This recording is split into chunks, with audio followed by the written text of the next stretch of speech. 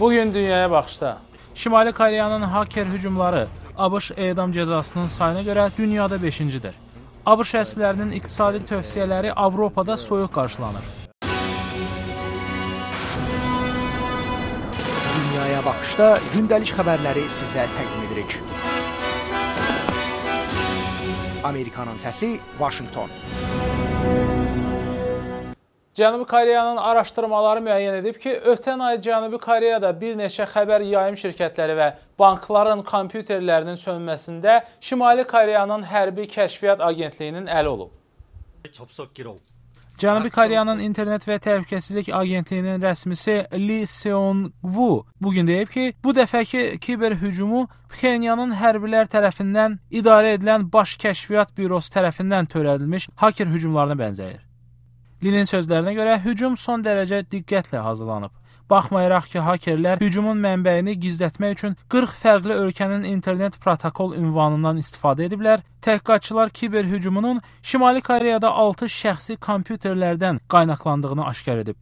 Cənubi Koreyanın İnternet və Təhlükəsizlik Agentliyi bildirib ki, Şimal bundan əvvəl kiber hücumlarına cəhd zamanı 22 fərqli ölkənin protokol ünvanından istifadə etmişdi. Birləşmiş Ştatlar və Cənubi Koreya qüvvələri Şimali Koreyanın mümkün raket sınağına qarşı tədbirləri artırıb. Cənubi Koreyanın Yonhap xəbər agentliyi bildirib ki, birgə hərbi qüvvələr ciddi təhlükə mənasına gələn Watson 2 səviyyəsinə gətirilib. Şimali Koreya orta məsafəli raket sınağının hazırlanmasının son mərhələdə olduğunu bəyan edib. Bəzi təhlilçilər sınağın bazar ertəsi Pxenyanın yaradıcısı Kim Il-sungun ad günündə keçiriləcəyini təxmin edirlər. Cənubi Koreya Xarici İşlər Naziri Yoon Byung-si millət vəkillərinə Şimali Koreyanın ehtimal ki, istənilən vaxt yeni raketlərindən birini sınaqdan keçirə biləcəyini deyib. Sınaq Cənubi Koreya, Yaponiya və ABŞ-ın Guam ərazisi məsafəsində ola bilər.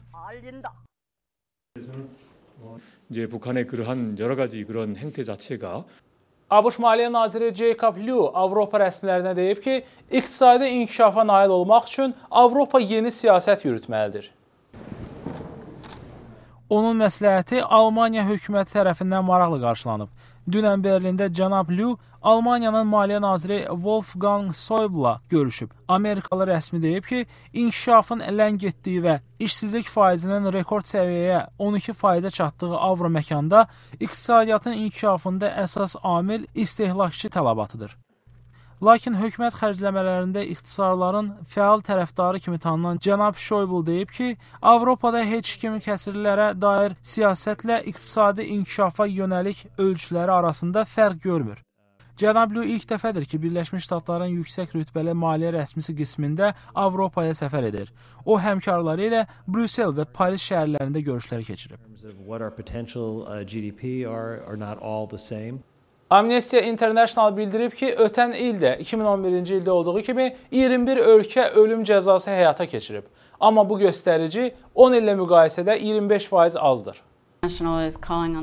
Qrup bugün ölüm cəzası ilə bağlı ilk hesabatını açıqlayaraq 2012-ci ildə dünya üzrə 682 nəfərin edam olunduğunu bildirib. Hesabatda deyilir ki, Çin digər ölkələrdən qat-qat çox minlərlə edam həyata keçirsə də, məlumat çatışmamazlığı rəqəmlərin təsdiqini mümkünsüz edib. Amnesty International'dan Rozan Raif Çini ölüm cəzaları statistikasını ictimaiyyətə açmağa çağırıb. Təşkilatın hesablamalarına görə, edam sayına görə İran 314 ölüm cəzası ilə ikincidir. Onların çoxu narkotik ittihamlarına görə cəzalandırılıb. Siyahıda İraq üçüncüdür. Amnesty bildirib ki, İran, İraq və bu kimi digər ölkələrdə ədalətli məhkəmə standartlarının da pozuntusu qeydə alınıb.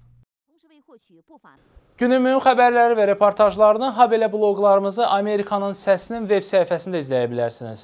Ünvanımız 3w.amerikanınsesi.org-dur. Vaşinqtondan Amerikanın Səsinin televiziya studiyasından mən Bəxtiyar Zamanov sizinlə xudahafizləşirəm. Salamat qalın.